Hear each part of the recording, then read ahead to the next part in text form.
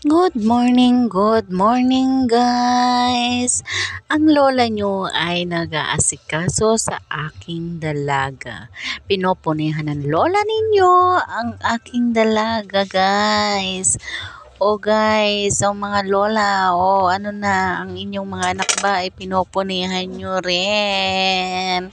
Kasi itong aking dalaga, guys, ay hindi pa masyadong marunong magpone. Popone lang yan basta-basta.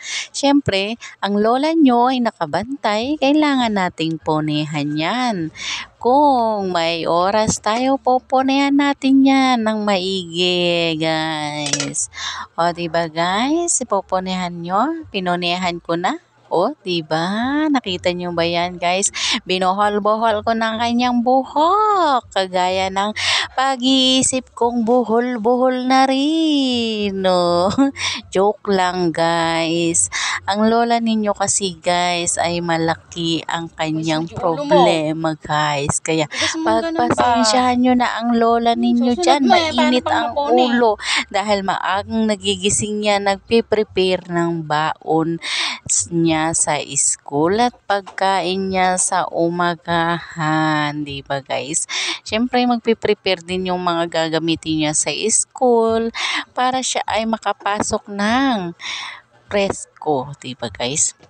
Kailangan maging presko siya guys sa pagpasok sa school para komportable ang kanyang sarili.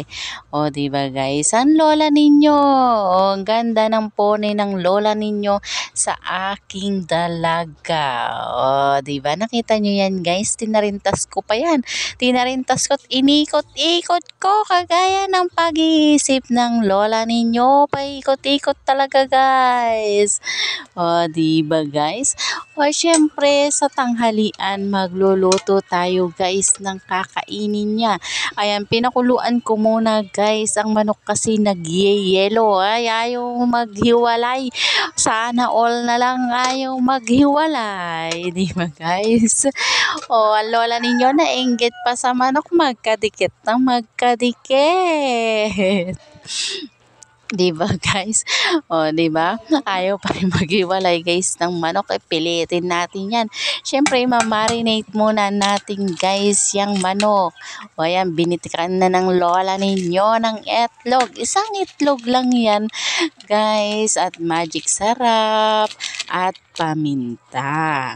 Siyempre, lalamas-lamasin ng lola ninyo yan at nilagyan ko ng harina. Siyempre guys, mahirap lang tayo. Kamay na natin to.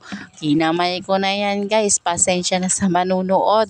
Kinamay ng lola ninyo. Kasi mas masarap daw pag kinakamay.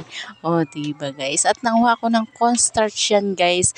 Ibabalot ko yan bago ko ipirito. Diba guys? Ganyan ako magprito guys. Kaya tinatamad talaga ako magprito ng pritong manok. Oo, tama kayo guys. Ang lola ninyo ay masyadong mabusisi sa pinaggagawa sa buhay.